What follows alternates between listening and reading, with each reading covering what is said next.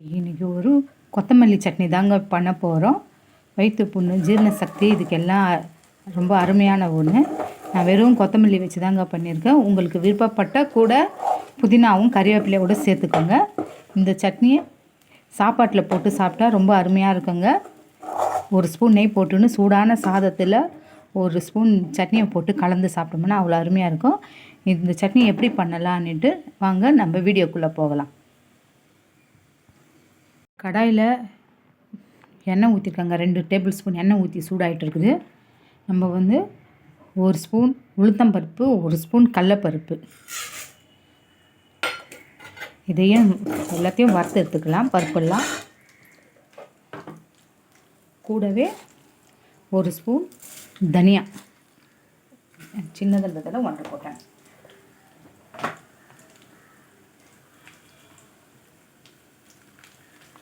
ஒரு ஸ்பூன் சீரகம். இதெல்லாம் நல்லா வறுத்துக்கலாம்.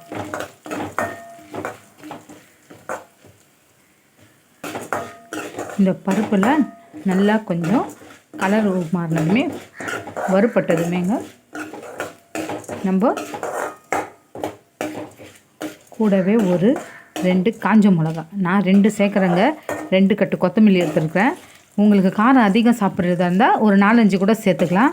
நாங்கள் கம்மியாக சாப்பிட்றதால நான் 2 தான் எடுத்துருக்குறேன். ஒரு வேளை வயிறு புண்ணு, அல்சரு அந்த மாதிரி இருக்கிறவங்க 1 கூட போட்டுக்கோங்க. இந்த கொத்தமல்லி சட்னி இந்த வயிற்றில் இருக்கிற புண்ணு ஆடுறதுக்கு அவ்வளோ அருமையானதுங்க. அதுக்கு தான் காரம் மட்டும் நம்ம கொஞ்சம் கம்மியாக போட்டுக்கணும். இது நல்லா வறுபட்டுடுச்சிங்க. இதை அப்படியே நம்ம ஒரு பிளேட்டுக்கு மாற்றிக்கலாம்.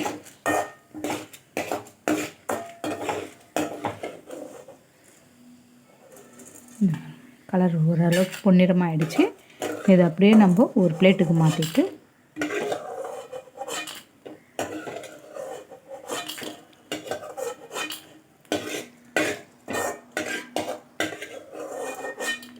இந்த எண்ணெயிலேயே நான்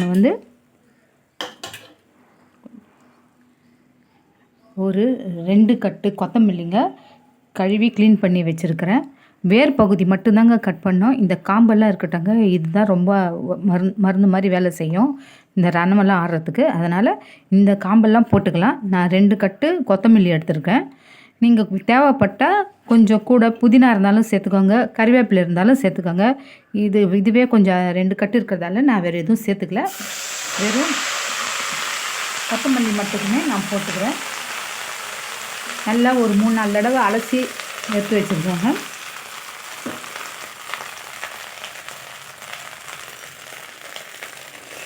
இதை நல்லா கொஞ்சம் வதக்கிக்கலாம்.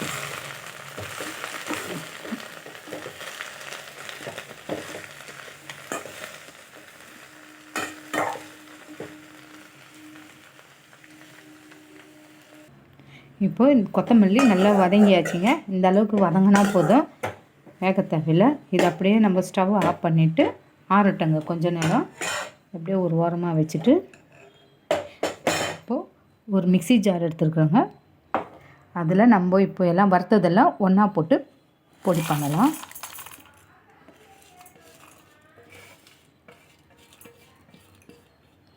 போட்டுட்டு அது கூடவே ஒரு 4-5 பூண்டு போட்டுக்கலாங்க. சட்னி துவையலுக்கு தேவையான அளவுக்கு உப்பு போட்டுக்கலாம். உப்பு போட்டு இதை ஃபஸ்ட்டு ஒரு மிக்சியில் கொஞ்சம் பொடி பண்ணிட்டு வந்துடலாம். இப்போ நல்லா கொரப்பாக அரைச்சி எடுத்துகிட்டு வந்துட்டோங்க. அதில் நம்ம இந்த வதக்கி ஆற இருக்கிற இந்த கொத்தமல்லியும் இதில் சேர்த்துக்கலாம். கூடவே கொஞ்சம் புளிங்க, இதையும் சேர்த்து நம்ம இதை ஒரு 90% வரையும் அரைச்சி எடுத்துகிட்டு வந்துடலாம். இதில் ஒரு 3 ஸ்பூன் எண்ணெயை ஊற்றிக்கிறேங்க. எண்ணெய் சூடானது நம்ம தாளிக்கலாம். இந்த சட்னி நம்ம வெளியில் வச்சே ஒரு 10 நாள் 15 நாள் ஆனாலும் கெடாதுங்க. இது நீங்கள் தாளித்து இந்த மாதிரி எடுத்து வச்சிட்டிங்கன்னா 10 நாள் 15 நாள் ஆனாலும் வெளியில் வச்சே நீங்கள் சாப்பிடலாம். ஃப்ரிட்ஜில் வைக்கணுன்ற அவசியம் கூட கிடையாது. எண்ணெய் சூடானதுமே கொஞ்சம் சூடாகுது. 1 ஸ்பூன் கடுகு போட்டுடலாம்.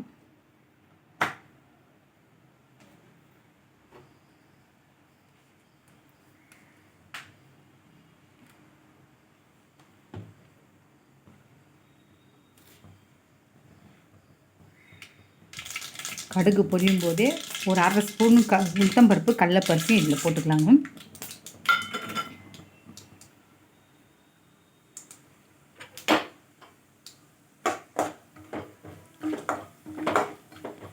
போட்டுட்டு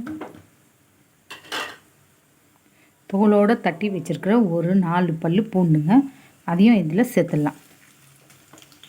கூடவே கொஞ்சம் ஒரு ஸ்பூன் பெருங்காயத்தையும் இதில் போட்டுக்கலாம்.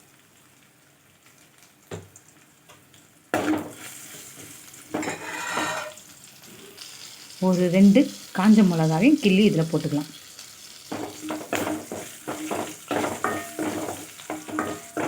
கொஞ்சம் இது நல்லா வறுபட்டதுமே நம்ம அரைச்சி வச்சுருக்கிற இந்த கொத்தமல்லி தொகையில் இதில் போட்டுடலாங்க. அப்படியே முழு நைஸாக அரைக்க வேண்டாதுங்க, கொஞ்சம் குறப்பாக ஒரு 90% வரையும் அரைச்சிங்கன்னா போதும், நல்லாயிருக்கும். அப்போ தான் நம்ம சாப்பாட்டில் போட்டு சாப்பிடும்போது ஒரு அருமையான சுவையாக இருக்கும். உங்களுக்கு சூடான சாதம் இது ஒரு 2 ஸ்பூன் போட்டுட்டு கொஞ்சம் நெய் மேலே ஊற்றிக்கிட்டு ஃபஸ்ட்டு சாப்பாடு எந்த குழம்பு போட்டுக்கிறதுக்கு முன்னாடியே ஃபஸ்ட்டு இதை போட்டுட்டு ஒரு 2 பிடி சாதம் சாப்பிட்டோம்னா நம்ம வயிற்றில் இருக்கிற புண்ணெல்லாம் ஆறிடும். ஜீரண சக்திக்கும் ரொம்ப நல்லதுங்க. அதனால் இது செஞ்சு வச்சுன்னா நீங்கள் எடுத்து வச்சு கூட அழகாக, இது ஒன்றும் கஷ்டமே இல்லை. எடுத்து வச்சு ஒரு 10 நாள் ஆனாலும் நம்ம வெளியில் வச்சுட்டு நம்ம இந்த தொகையில் யூஸ் பண்ணிக்கலாம். நம்ம இட்லி தோசைக்கு அந்த மாதிரினா நீங்கள் இதெல்லாம் தேவையில்லை, நல்லா அரைச்சிட்டு அப்படியே தாளித்து கொட்டி அப்போவே யூஸ் பண்ணிக்கோங்க. நம்ம இந்த மாதிரி எடுத்து வச்சு சாப்பாட்டுக்கு போட்டிருக்கிறதா இருந்தால் இந்த மாதிரி வதக்கி வச்சுட்டோம்னா நல்லா இருக்குங்க.